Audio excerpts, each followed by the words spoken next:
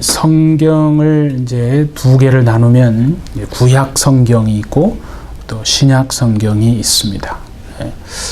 그 신구약 성경 전체에 몇 권으로 이루어져 있냐고 그러면 전체가 66권으로 그렇게 이루어져 있습니다. 그래서 구약은 이제 39권이고 그러면 나머지 신약은 27권의 책으로 그렇게 정경으로 이렇게 교부들에 의해서 이제 정해져서 지금까지 66권의 책을 우리가 인정을 하고 있는데요. 그 신약 성경 27권 중에서 거의 절반에 해당하는 13권을 기록한 사람이 누구냐면 여러분 잘 아시는 바로 바울 사도입니다.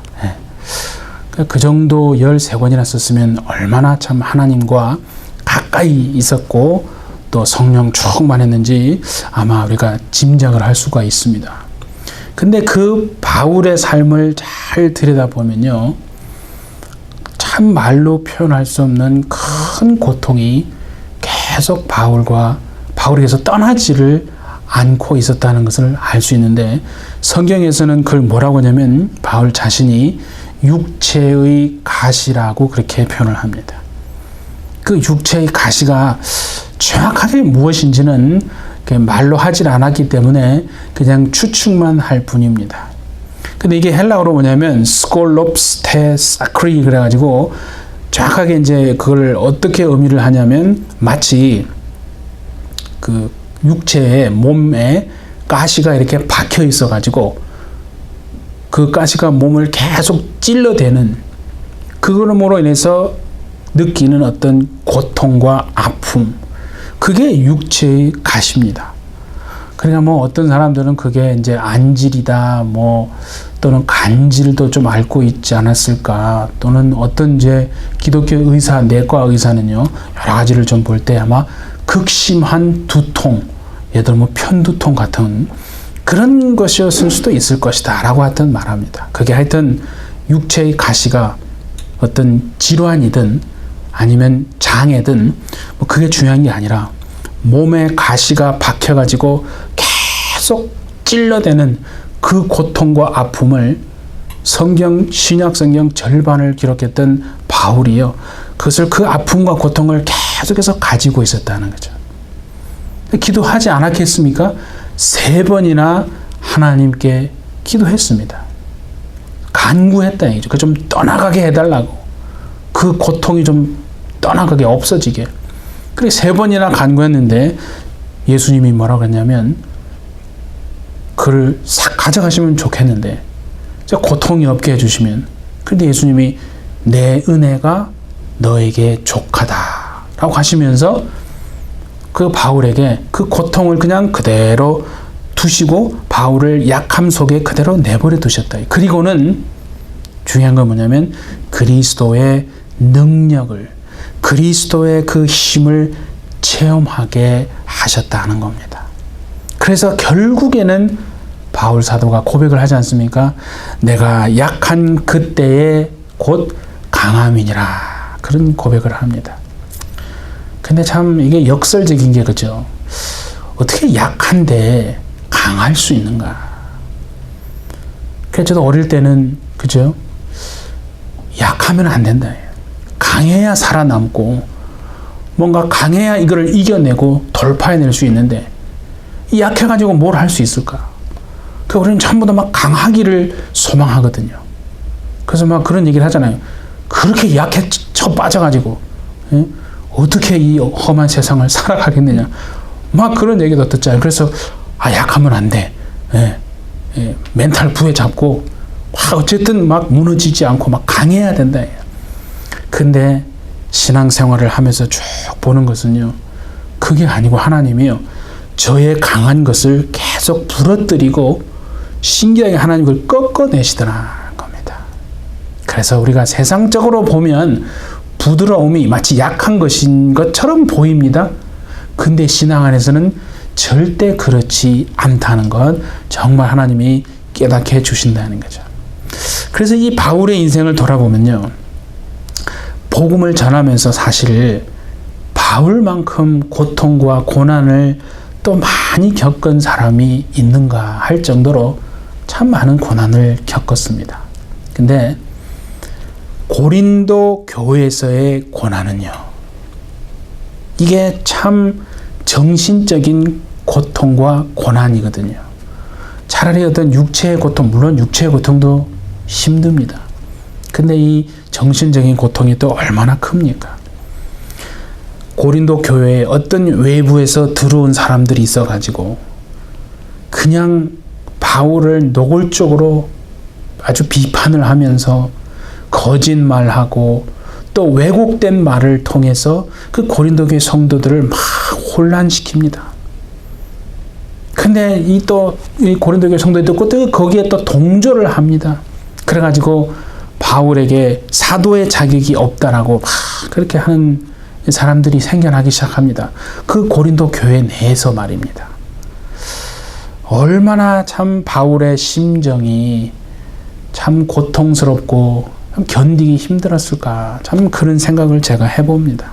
그런데 성경을 잘 들여다보면요, 바울은 그렇게 자신을 참 다루는 거짓말을 하고 왜곡하여서 참 사도의 자격이 없다라고 말하는 그 사람들을 향해서, 그 고린도 교회 성도들을 향해서요, 소망을 저버리지 않았다는 겁니다.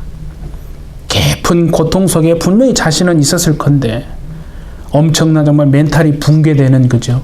이게 다 필요 없다, 그냥 에이 이게 뭔 소용이 있을까라고 그냥 다 던져버릴 수도 있었을 텐데, 그 고통 속에 있으면서도 편지를 여러 통을 씁니다. 그리고 또 교회를 또 방문하기도 실제로 하죠. 그러면서 결국은 관계를 회복하고 기뻐하고 감사하게 되는데, 그 과정 중에서 기록된 말씀이 오늘부터 우리가 살펴보게 될 바로 고린도 후서입니다, 여러분. 그런데 바울이 도대체 어떤 소망을 가지고 있었기에 그런 고통과 고난 속에서도 그 모든 것을 이겨낼 수 있었는가? 우리가 한번 살펴보면서 바울이 가졌던 그 소망, 그 정말 하나님의 소망을 우리도 가져서 이 세상에 넉넉하게 이겨내는 저와 여러분, 우리 해피처치 되시기를 예수님의 이름으로 축복합니다. 예. 고린도 후서는요, 여러분 아시겠지만 고린도 전서하고는 대단히 뚜렷한 차이가 있습니다. 고린도 전서는 바울이 어떤 주제에 대해서 하나님이 뜻이 어디에 있는가를 명확하게 그렇게 얘기해서, 되게 고린도 전서를 읽어보시면 아시겠지만 활력이 넘칩니다. 그런데 오늘부터 보게 될 이 고린도 후서는요, 좀 그렇지 않아요.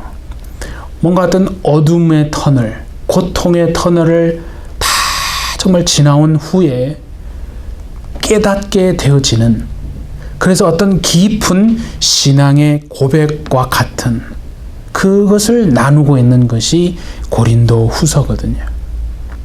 그 고난과 정말 어둠의 고통의 터널을 다 지나고 나서 깨닫게 되어지는 깊은 신앙 고백, 그 과정 속에서 더 깊은 하나님의 어떤 임재하심의 은혜를 경험을 하고 있는 건데요, 오늘은 두 가지를 우리가 한번 나누기를 원합니다. 첫 번째는 뭐냐면, 고난 속에서 넘치는 하나님의 위로를 경험하는 것입니다. 자, 그럼 따라합시다. 고난 속에서 넘치는 하나님의 위로가 있다. 해보세요.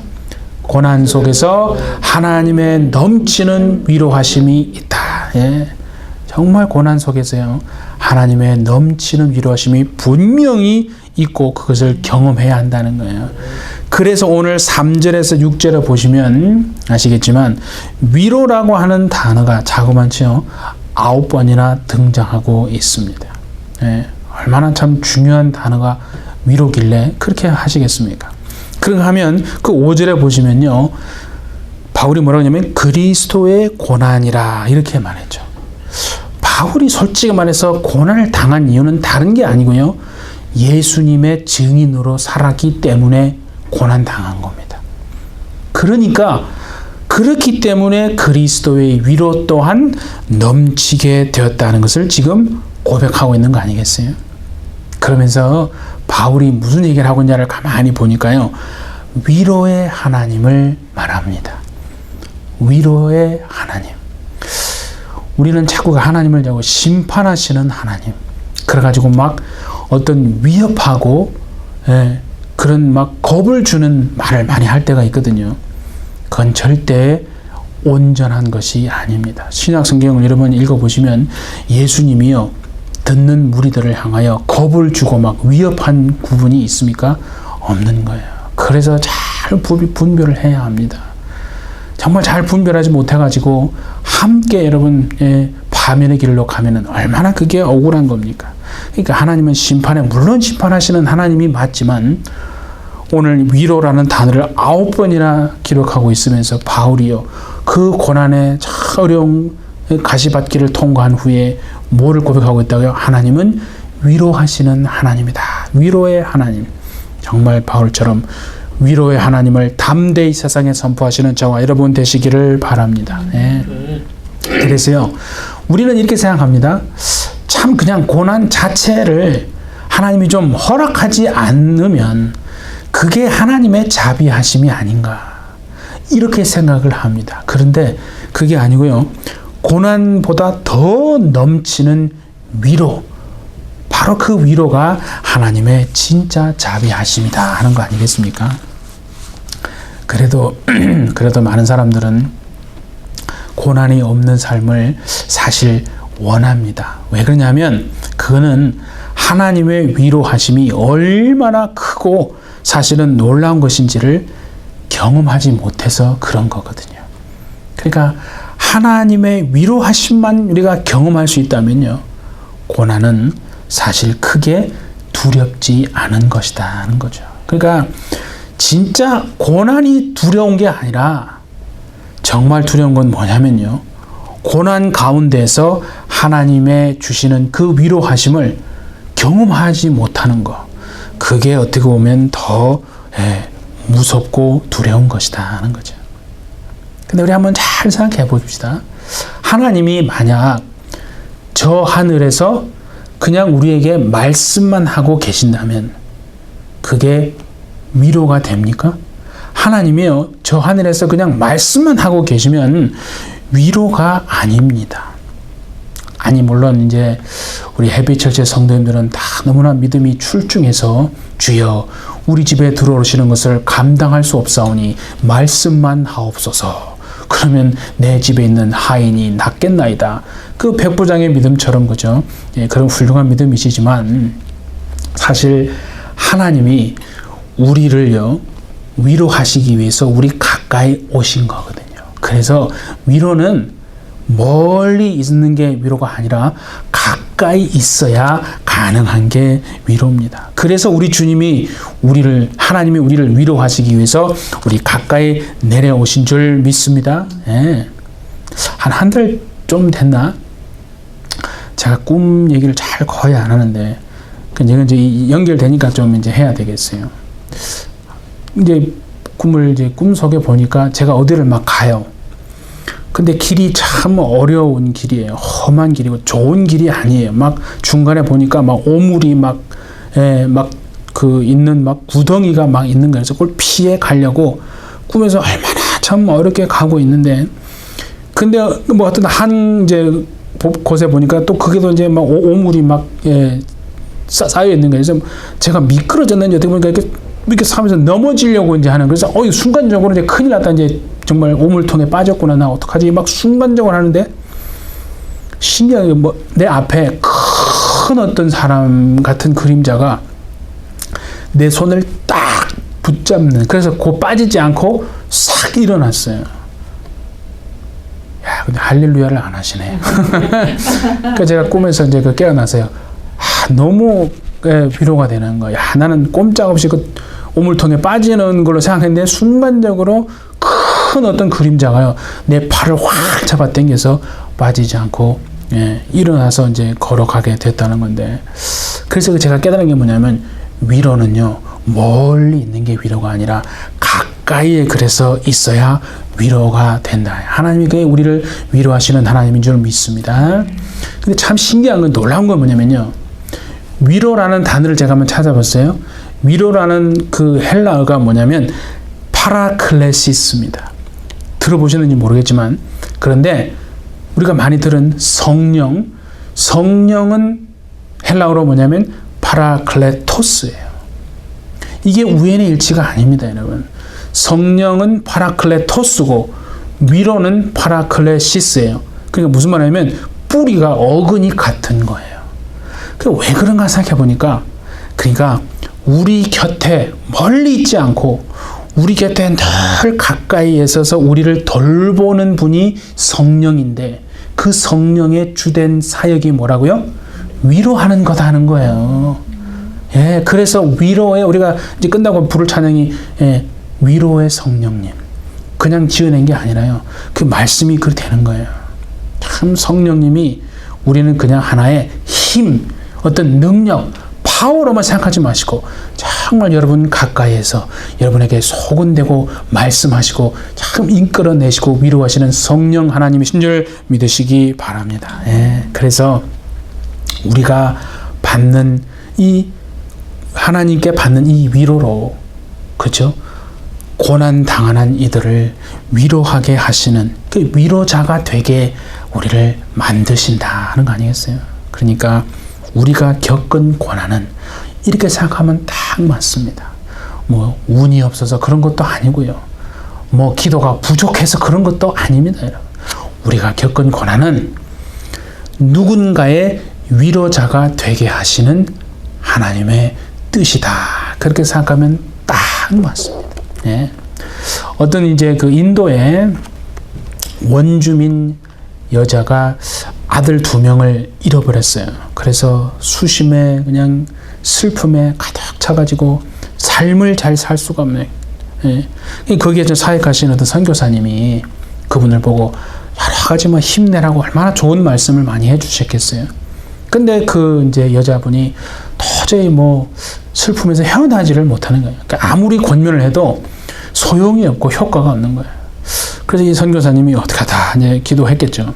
그러면서 하루는 이제 그분한테 가가지고 저기에 가면 여자 선교사님이 있는데, 그 여자분이 선교사님인데 자녀 2사람을 잃었다고, 당신처럼 2 아들을 잃어버린 분이라고. 그렇게 하니까 이분이 그 여자 선교사님한테 찾아가서 물어본 거예요. 진짜 선교사님 2 아들 잃어버리셨나요? 그랬더니 그 여자 선교사님이 예, 저도 2 아들을 잃어버렸습니다. 그런데 지금 그 2 아들은 예수님과 함께 있습니다. 그리고 예수님은 저와 함께 있기도 합니다. 그래서 우리는 곧 다시 만날 겁니다. 그런 얘기를 해주니까, 그 이제 그 원주민 여자분이 그 말을 들은 그때부터요, 그 여자 선교사님을 떠나지 않고 함께 하면서 말씀을 배우고 영적으로 계속해서 성장해 나갔다 하는 건데, 그러니까 2 아들을 잃어버린 그 여자 선교사님, 그 상실과 그 고난 슬픔을 겪은 그 선교사님을, 그죠? 그 원주민들을 위로하는 위로자가 되게 하시는 그 하나님의 뜻이 그 속에 있다 하는 거 아니겠습니까? 정말 하나님께 받는 위로로서 그 위로를 가지고 세상에 또 고난 받는 자들을 위로하는 위로자의 삶을 정말 살아내시는 저와 여러분 모두가 되시기를 예수님의 이름으로 축복합니다. 예, 그게 하나님의 뜻입니다, 여러분. 자, 그리고 2번째는요, 고난은 우리로 하여금 굳건한 소망을 경험하게 합니다. 오늘 본문 7절에서 여러분 그 이제 9절 10절에 보면 바울이 뭐라고 그랬냐면, 마음에 사형 선고를 내려야 할 정도로 살 소망까지 끊어지는 그런 고난을 겪었다라고 바울이 지금 말하고 있습니다. 그렇죠? 예. 얼마나 그 고난이 참 힘겨웠으면 살 소망까지 끊어질 정도로 마음에 사형 선고를 내려야 할 정도로 큰 고난이었을까. 근데 그것보다 더 중요한 게 뭐냐면요, 그 고난을 겪고 난 다음에 바울이 깨달은 게 있다는 겁니다. 바울이 뭘 깨달았냐면요, 스스로를 의지하는 것이 악한 것임을 바울이 깨달은 겁니다, 여러분. 예. 스스로를 의지하는 것이요, 악한 것이라는 것을 바울이 고난을 겪고 난 다음에 깨달은 거예요. 그리고 이게 무슨 말이냐면 하나님의 나라를 위해서 헌신했던 성령 충만한 삶을 살았던 그 바울도 여러분 자신 스스로를 의지하려고 하는 그런 속성과 성향이 있었다는 거 아니겠습니까? 그러니까 우리는 뭐 더할 나위 없는 거 아니겠습니까? 그러니까 우리는 조금만 상황이 벌써 그죠 이상해지면 하나님을 의지하는 데서 자꾸 우리를 의지하려고 그렇게 가게 되는 속성이 있는 거예요. 바울이 고난을 통해서 그거를 깨달은 건데 그래서 하나님이 고난을 주시는 목적이 뭐냐면요. 우리 스스로를 의지하려고 하는 그 어떻게 보면 마지막 교만을 하나님이 꺾으시기 위해서 고난을 허락하시는 것이다 하는 겁니다. 참 그렇게 여러분 생각하기 쉽지 않지만 그게 하나님의 말씀을 통해서 우리가 깨닫게 되어지는 겁니다. 고난은 어떤 다른 의미가 아니라 하나님이 우리로 하여금 마지막 우리 스스로를 의지하고자 하는 그 성향과 속성, 그걸 교만이라고 하는데 그 마지막 교만을 꺾으시기 위해서 하나님 우리에게 고난을 허락하시는구나. 그래서 오늘 이 바울이요 자기 마음속에 사형 선고를 내렸다고 했잖아요. 사형 선고를 내린 게 결국 뭐냐고 보니까 우리가 우리 자신을 의지하려고 하는 것에 대한 사형 선고더라는 겁니다. 다른 게 아니라 내가 내 스스로를 의지하려고 하는 그 마음에 사형 선고를 내리는 겁니다, 여러분. 많이 생각해 보세요. 곧 죽을 사람은요, 절대로 자신을 더 이상 의지하지 않거든요. 곧 자기가 곧 죽을 사람인데 어떻게 자기 자신을 여러분 의지하는 사람이 어디 있겠습니까? 그러니까 정말 아직도 우리가 우리 스스로를 의지하고자 하는 그 마음이 남아있는데 그걸 하나님이 마지막 정말 고난을 통해서 하나님만 의지하게 하는 그런 하나님이신 줄 여러분 믿습니다. 그러니까 세상에 어떤 것도 더는 나에게 유익이 되는 것이 없구나 하는 것을 그제서야 깨닫게 되어질 때 우리는 하나님 안에서 치유될 줄 믿습니다. 그게 고난의 유익이라는 말을 그래서 할 수 있는 거 아니겠습니까? 그러니까 더는 자신을 의지하지 않고 하나님만 의지하면서 그분이 정말 건져주실 것을 소망하시는 저와 여러분 되어주시기를 바랍니다. 그래서 자 로마서 우리 우리는 한번 합독합시다. 15장 13절에 같이 한번 읽읍시다. 시작. 소망의 하나님이 모든 기쁨과 평강을 믿음 안에서 너희에게 충만하게 하사 성령의 능력으로 소망이 넘치게 하시기를 원하노라. 그렇죠? 보세요. 소망의 하나님이 모든 기쁨과 평강을 믿음 안에서 우리에게 충만하게 하셔서 성령의 능력으로 무엇이요? 소망이 넘치게 하시기를 원하노라. 그러니까 바울이 이 극심한 고난 속에서 자신의 의지로 한 게 아니에요. 그 고통과 고난 속에서 소망의 하나님을 경험했기 때문에 고린도 교회 성도들에 대한 소망을 결코 여러분 버리지 않을 수 있었던 거거든요. 소망의 하나님이 나를 버리지 않으시는데 내가 어떻게 다른 사람들에 대한 소망을 버릴 수 있겠는가? 그런 원리 아니겠어요? 그러니까 소망의 하나님을 만난 사람은요, 절대로 다른 이들에 대한 소망을 포기하지 않는 것이구나. 우리 사랑하는 해비절자 여러분, 고난 속에서 위로와 소망의 하나님을 참으로 경험하심으로 한 치 앞도 내다볼 수 없는 그 암울한 현실 속에서도 하나님이 주시는 소망을 품으시기를 바랍니다, 여러분. 그래서 절대로 도무지 정말 변화될 것 같지 않는 그런 사람들, 또 마음속에 끊임없는 근심을 가져다주는 그런 사람들에 대해서도 굳건한 소망을 가지시는 그런 삶을 살게 되어 주시기를 예수님의 이름으로 축복합니다. 우리 함께 기도하겠습니다. 고난 속에서도 우리를 외면하지 않으시고 우리를 기억하시고 우리를 돌보시고 우리의 곁에서 우리를 이끄시는 하나님 아버지, 위로의 하나님, 소망의 하나님을 일생 의지하면서 하나님께 받는 위로로 고난당하는 이들의 위로자가 되는 삶을 주님 살도록 우리에게 은혜를 불어넣어 주시옵소서. 소망의 하나님이 정말 우리를 버리지 않으시듯 우리도 다른 이들에 대한 소망을 품고 이 땅을 살아내는 우리 모두가 될 수 있도록 주님 역사하여 주옵소서. 주께서 함께 하실 줄 믿고 감사드리며 예수님의 이름으로 기도하옵나이다. 아멘.